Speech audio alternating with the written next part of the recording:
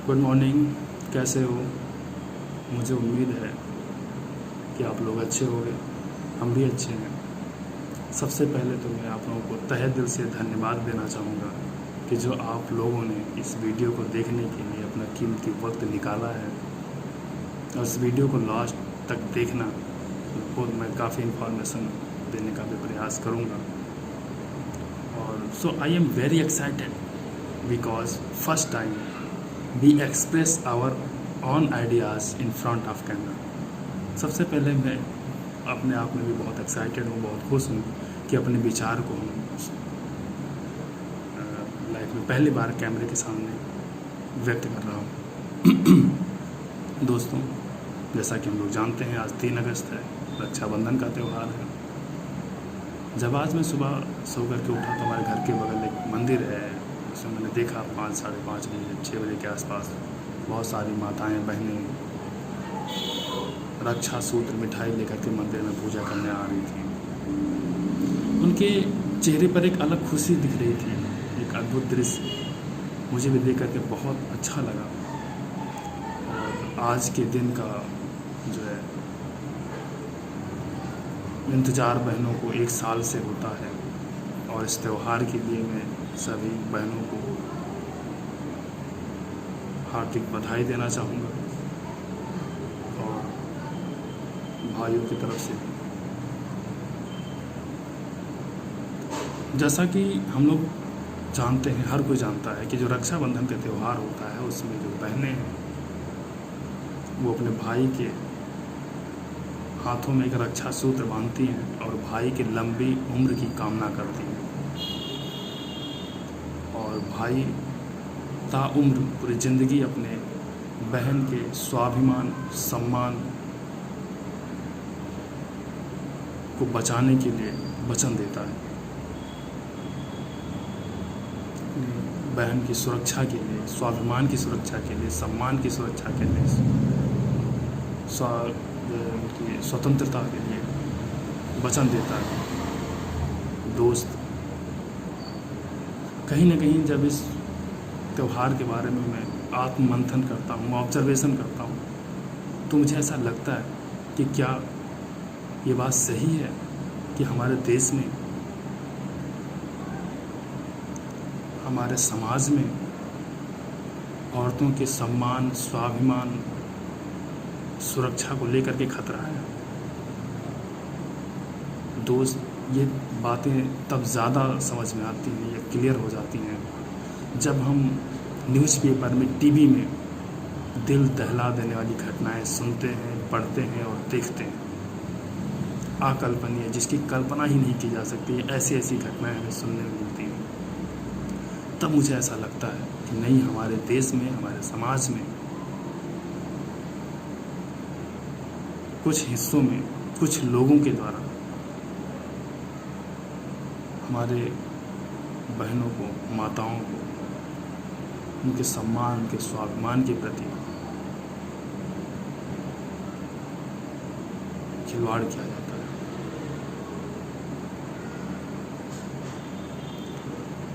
दोस्त, जैसा कि हम लोग जानते हैं कि हमारे देश में लगभग 65% युवा हैं। अगर 19 से 24 साल तक एज ग्रुप में देखा जाए तो 19% लोग 15 से 24 साल के बीच में बिलोंग करते हैं। और यही एज का दायरा बढ़ा दिया जाए, 35 साल कर दिया जाए, 40 साल कर दिया जाए, तो 65% young people belong in India. That is major strength of our country. ये एक इंडिया की बहुत बड़ी उपलब्धि भी है कि इतनी युवा आबादी हमारे देश में रहती है। और हम सबकी जिम्मेदारी है कि हम एक ऐसा माहौल क्रिएट करें अपने आसपास, अपने सोसाइटी में, अपने समाज में, जिससे हमारी बहनें, हमारी माताएं अपने आप को सुरक्षित महसूस करें। क्योंकि मैं जानकारी के लिए बता देना चाहता हूँ कि जिस घर में, जिस इंसान के द्वारा महिलाओं के प्रति, जिस इंसान के दिल में महिलाओं के प्रति सम्मान नहीं है, मुझे नहीं लगता कि उस इंसान के नैतिक मूल्यों की वैल्यू कुछ है। जिस जो इंसान या जिस घर में औरतों का, लड़कियों का, महिलाओं का सम्मान नहीं होता है, मैं ये बात दावे के साथ कह सकता हूँ कि वो इंसान अपने लाइफ में बहुत ऊंचाइयों तक, बहुत दृढ़ता के साथ, बहुत मजबूती के साथ नहीं बढ़ पाता है। देखो, ऊंचाइयों पर पहुंचना डजन मीन मैं पैसे की बात नहीं कर रहा हूँ, क्योंकि पैसे से नैतिक मूल्य नहीं खरीदे जा सकते। ये दैवीय गुण होते हैं और बहुत नसीबवान लोगों को मिलते हैं, जिनकी कोई कीमत नहीं होती है। ये बाज़ार में नहीं बिकते हैं। और पैसा होने से इंसान बड़ा भी नहीं हो जाता है जब तक उसके अंदर दैवीय गुण ना हो, जिससे दूसरों के प्रति सम्मान की भावना ना हो, ईमानदारी ना हो, दया ना हो, सच्चाई ना हो, रिश्ते को समझने की अहमियत ना हो, वो बड़ा इंसान नहीं होता। दोस्त, हम सब 65% युवाओं की जिम्मेदारी है कि हम अपने देश की माताओं एवं बहनों को सुरक्षित महसूस करवाएं, उसके लिए पहल करें। हम नहीं करेंगे तो कौन करेगा? हमें तो देश के हिस्सा है, देश हमारा ही तो है। हम लोग नहीं सामने आएंगे, कौन आएगा? और हर पुरुष, हर युवा यदि अपनी जिम्मेदारी को समझते हुए लड़कियों के सम्मान के लिए सामने आए, औरतों के सम्मान के लिए सामने आए, मेरे ख्याल से मेरा देश बगैर गवर्नमेंट के प्रयास के ही महान हो जाएगा। आज हमारे देश में महिला सशक्तिकरण, वुमेन एम्पावरमेंट जैसे प्लान लाने पड़ रहे हैं, जिसमें महिला हेल्पलाइन नंबर चलाया जा रहा है, वुमेन हेल्थ सेंटर की स्थापना की गई, बहुत सारे स्कीम महिलाओं की सुरक्षा के लिए चलाए जा रहे हैं। अगर जो हमारे समाज में, हमारे गली में हमारी बहन बेटियां अपने आप को असुरक्षित महसूस कर रही हैं, तो ये कहीं ना कहीं मेरे लिए एक शर्म का कारण है, हम लोगों के लिए शर्म का कारण है। दोस्त, हर एक लड़की किसी न किसी की बहन होती है, किसी न किसी की बेटी होती है, और उनका सम्मान करना हम ही लोगों की जिम्मेदारी है। हमें इस मानसिकता से बाहर आना पड़ेगा जिसमें हम लोग ये कहते हैं कि नहीं, हमारे तो बस केवल एक बहन है, हमारे 2 बहनें हैं केवल, हमारे तो 3 बहनें हैं केवल। नहीं, हर हिंदुस्तान की लड़की हमारी बहन है। हिंदुस्तान में माएँ हमारी माँ है। इस मानसिकता में जीना पड़ेगा हमें, इस सोच को लेकर के हमें आगे बढ़ना पड़ेगा। क्योंकि मैं बात दावे के साथ कह सकता हूँ कि जिस घर में महिलाओं का सम्मान नहीं होता है, लड़कियों का सम्मान नहीं होता है, मुझे नहीं लगता, इतिहास गवाह है कि मुझे नहीं लगता है कि उस देश या उस घर की तरक्की बहुत लंबे दिनों तक बहुत मजबूती के साथ संभव है। दोस्त, इतिहास गवाह है कि जब जब महिलाओं का अपमान हुआ है, महिलाओं के अपमान करने वाली हस्तियाँ मिट गई हैं, चाहे वो महाभारत हो, चाहे रामायण में लड़ाइयों की कहानियाँ हो। हम उस देश में रहते हैं जहाँ पे महिलाओं को देवी का दर्जा दिया जाता है, औरतों को घर की लक्ष्मी माना जाता है। दोस्त, मैं फिर कह रहा हूँ कि अगर जो घर की लक्ष्मी की हम कदर नहीं करेंगे, घर की लक्ष्मी की हम इज्जत नहीं करेंगे, हम अपने एक सुनहरे भविष्य और सुनहरे जीवन की कल्पना मात्र भी नहीं कर सकते हैं। क्योंकि हमारे देश में औरतों का उतना ही योगदान है आगे बढ़ाने में जितना कि पुरुषों का है, लेकिन हम इस बात को समझते नहीं हैं। सच्चाई तो ये है कि अर्बन एरिया में तो चलो फिर भी ठीक है, ग्रामीण क्षेत्र में, रूरल एरिया में अभी भी जो लड़कों और लड़कियों का जो रेशियो है एजुकेशन का, लिटरेसी रेट है, वो 64 और 80% पे बिलोंग कर रहा है। 64% अगर जो लड़कियाँ लिटरेट हैं तो 80% लड़कियाँ। इतना बड़ा डिफरेंस अर्बन एरिया में तो फिर भी लगभग रेशियो बराबर ही है। इन सब के लिए हम लोगों को आगे आना पड़ेगा, और इसका समाधान एक ही है। जैसे देखो, गवर्नमेंट तरह तरह के स्कीम चलाती है। 498 शायद आपने सुना होगा, दहेज उत्पीड़न धारा जो आर्ट होती है 498 498 CRPC के अंतर्गत होता है, दहेज उत्पीड़न के लिए केस उसमें होते हैं। दोस्त, अगर जो कोई महिला उत्पीड़न का शिकार होती है उसका जिम्मेदार कौन होता है? कहीं ना कहीं कुछ हमारे समाज में उपस्थित असामाजिक तत्व ही होते हैं। अगर जो पिछले साल का हम डेटा उठाकर देखें कुछ सालों का, तो महिला उत्पीड़न, वुमेन एक्सप्लॉयटेशन रेट 170%, 170% का इजाफा हुआ है। 170% बढ़े हैं केस। दोस्त, कैसे हो रहा है ये? क्योंकि हम लोग अपनी जिम्मेदारी नहीं समझ रहे हैं। हम अपने विचार को औरतों के ऊपर ज़बरदस्ती थोपना चाहते हैं। हम उनकी स्वतंत्रता छीनना चाहते हैं। स्वाभिमान और सम्मान के नैतिक मूल्यों की कदर नहीं करते हैं। मैं सबकी बात नहीं कर रहा हूँ, कुछ परसेंट लोग हैं। और यही वजह भी है कि आज हमें सरकार की तरफ से महिलाओं की सुरक्षा के लिए, सम्मान के लिए तरह तरह की स्कीम और योजनाएं चलानी पड़ रही हैं। अगर जो हम युवा खुद ही इस बात को समझने लगें कि हर हिंदुस्तान की लड़की हमारी बहन है, औरतों का सम्मान करना, लड़कियों का सम्मान करना हम लोग सीख जाएंगे, मुझे नहीं लगता फिर हमारे समाज में कोई प्रॉब्लम नहीं होगी। आज अगर तो किसी लड़की को आज को 10 बजे के बाद निकलना है तो वो 100 बार सोचती है कि क्या रात में मुझे ज़रूरी काम से निकलना है तो ये मेरे लिए उचित होगा कि नहीं होगा। अगर दोपहर में किसी रास्ते से होकर निकलना है तब भी वो 100 बार सोचती है। ये माहौल क्रिएट है हमारे आज के डेट में समाज में।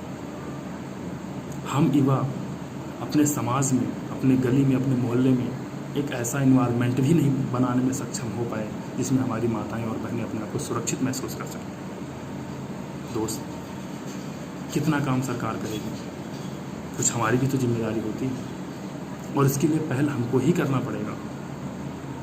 अभी मैं एक रिपोर्ट का जिक्र करता हूँ कि कैसी हालात है। अभी यूनिसेफ एक संस्था होती है यूनाइटेड नेशन की तरफ से, जिसका स्थापना 1946 में हुआ था। हेड ऑफिस उसका न्यूयॉर्क अमेरिका में है, जिसको जो है चिल्ड्रन इमरजेंसी फंड के रूप में जाना जाता है, जो चिल्ड्रन राइट के एक्सप्लॉयटेशन के बारे में गाइडलाइन जारी करती रहती है। उन्होंने एक गाइडलाइन जारी किया था जिसमें बहुत सारे रूल भी बनाए हैं, बट उन्होंने एक डेटा जारी किया था। उसमें बताया गया कि हमारे भारत देश में लगभग हर साल 15 लाख शादियां ऐसी होती हैं जिनमें लड़कियों की एज 18 साल से कम होती है। अभी वैश्विक मानव विकास सूचकांक की रिपोर्ट जारी हुई है, लेकिन वो रिपोर्ट असमानता, लिंग असमानता के ऊपर आधारित है। लिंग असमानता, जिसमें 148 देशों का सर्वे हुआ है और हमारा भारत देश 132वें नंबर पे है। दोस्त, आप ये कह सकते हो कि क्या एक इंसान के सोच बदल जाने से क्या पूरा देश बदल जाएगा? बदलेगा कि नहीं बदलेगा ये तो आप खुद भी सोच सकते हो, और पहल करने से क्या चीज़ नहीं हो सकती है ये भी आप समझ सकते हो। नथिंग इज़ इम्पॉसिबल, कुछ भी असंभव नहीं है, ये भी हम लोग जानते हैं।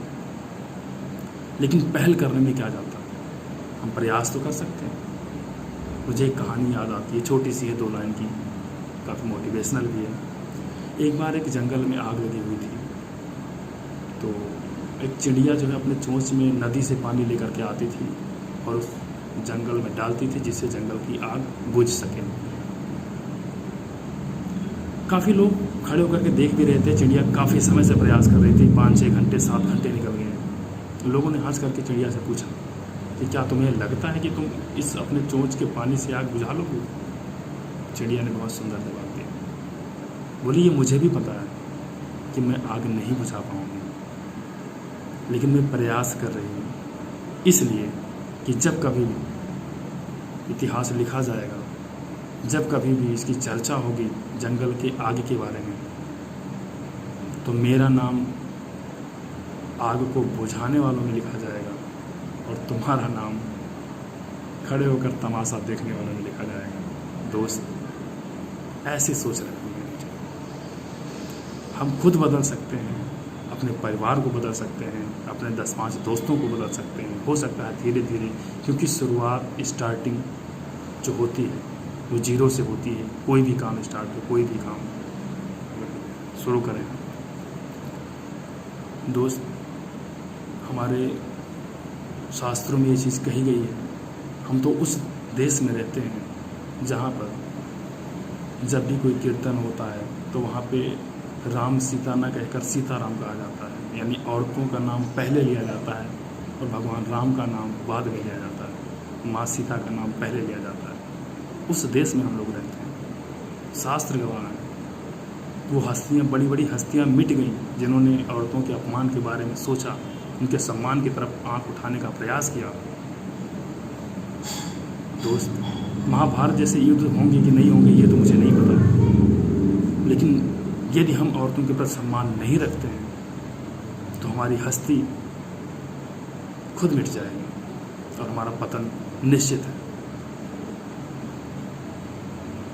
इंसान का पतन तभी हो जाता है जब उसके नैतिक मूल्य खत्म हो जाते हैं। एक कहावत कहा भी गया है कि if wealth is loss nothing loss, if health is loss something loss, but if character is loss everything loss. यदि इंसान का करेक्टर लॉस हो जाए तो इंसान सामाजिक तौर पर पूरी तरीके से ख़त्म हो जाता है। यदि स्वास्थ्य का नुकसान होता है तो कुछ नुकसान होता है, ये माना जाता है। और अगर इंसान के धन का नुकसान होता है तो ये माना जाता है कि कुछ भी नहीं गया उसका।